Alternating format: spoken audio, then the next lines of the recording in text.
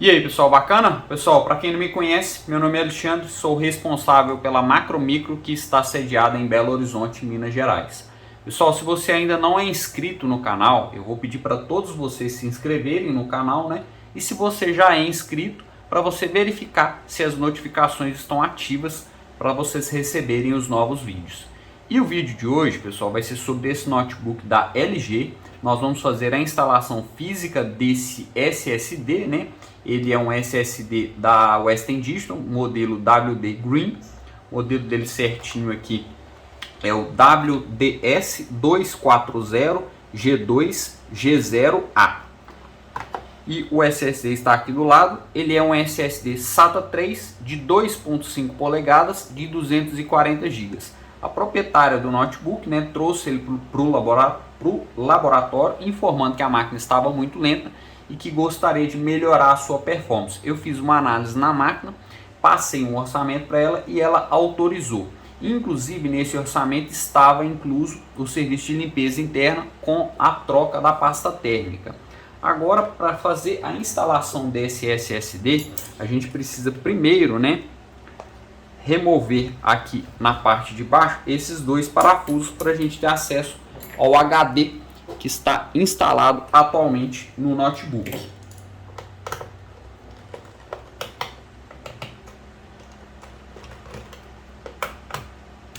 Depois que a gente remove os parafusos, a gente consegue tirar com facilidade essa moldura de acabamento, né? A gente consegue puxar o HD e desconectá-lo aqui facilmente. Agora a gente precisa, obviamente, de remover os parafusos de fixação, que são 4.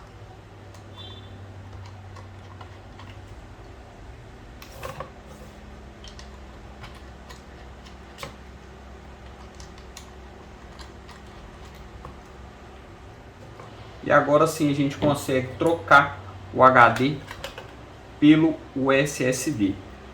Basicamente a gente agora precisa realizar novamente a fixação do SSD nessa baia de proteção e de encaixe, né?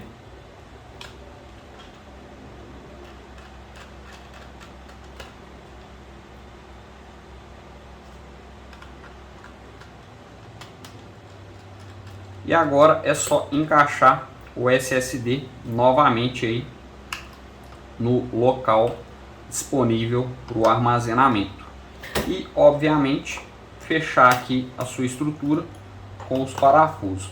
Pessoal, esse HD que a gente acabou de remover aqui de dentro do notebook, a gente tem duas opções para reaproveitá-lo, né? Caso ele esteja 100% saudável, sem nenhuma falha. Uma delas é remover a unidade óptica, né, o gravador aqui, e colocar um adaptador para instalar o HD dentro. Nesse caso vai ser necessário um adaptador que é de 12.7, se não me engano, né, que é a medida correta. E também temos uma outra opção de upgrade nesse notebook, que é a questão das memórias RAM. A gente consegue substituir, né? Esse notebook ele está atualmente com 6 GB. Eu vou até mostrar para vocês aqui como que é o processo, né, o local das memórias. Aqui ó, ele tem 2 slots e ele tem 6 GB, uma memória de 4 e uma memória de 2. Esse notebook utiliza memórias DDR3.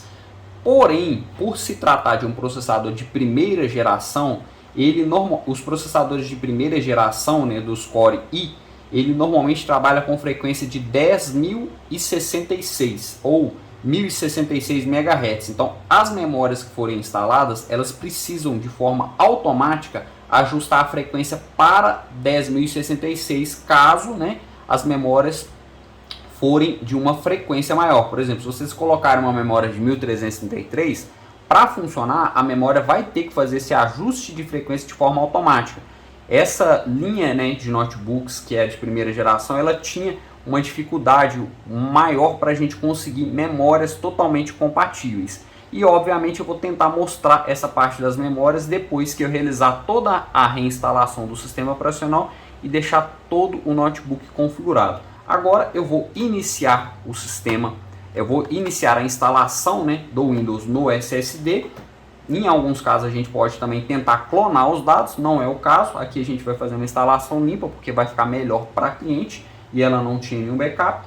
E após todo o serviço eu volto mostrando para vocês aí o andamento, né, e a finalização do serviço. Pessoal, o notebook está finalizado e esse foi o resultado do teste que a gente sempre executa, né, nos SSDs que são instalados aqui no laboratório, nos equipamentos dos clientes, né.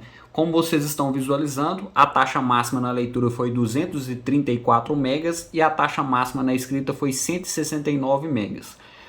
Primeiro, eu gostaria de explicar dois motivos pelos quais essas taxas foram menores, né, do que a maioria dos testes que a gente realiza e muito menor também do que as taxas, né, que o SSD pode atingir, que é até 545 megas. Primeiro motivo é uma limitação da porta SATA desse notebook. Esse notebook, por ser um notebook um pouco mais antigo, né, ele tem uma porta SATA que ela é no máximo SATA 2 e ela consegue atingir no máximo em torno aí de 300 megas. Segundo motivo é porque a gente está executando o teste dentro do próprio SSD.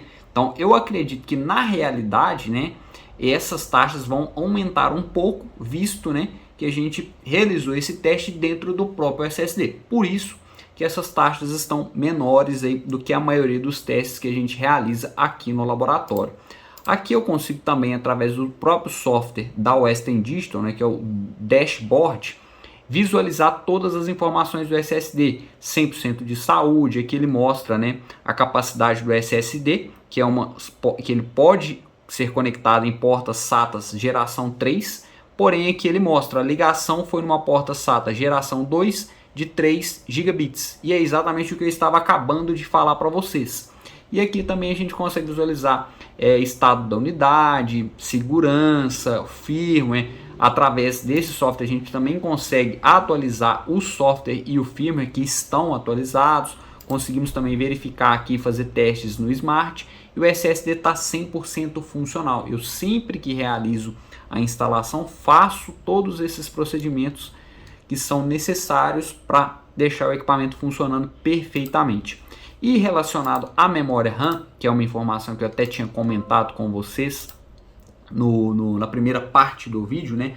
Aqui a gente consegue confirmar. Esse notebook ele tem 6 GB de memória e aqui nessa opção velocidade mostra que a memória está trabalhando a 1067, que dá exatamente 1066 MHz. Então, se você instalar uma memória nesse notebook 1333 ou 1600, né, sendo ela DDR3, a memória tem que funcionar em 1066 de forma automática. Se o equipamento não ligar, não funcionar, vai ser uma limitação da memória RAM. A memória RAM provavelmente não foi compatível com o notebook.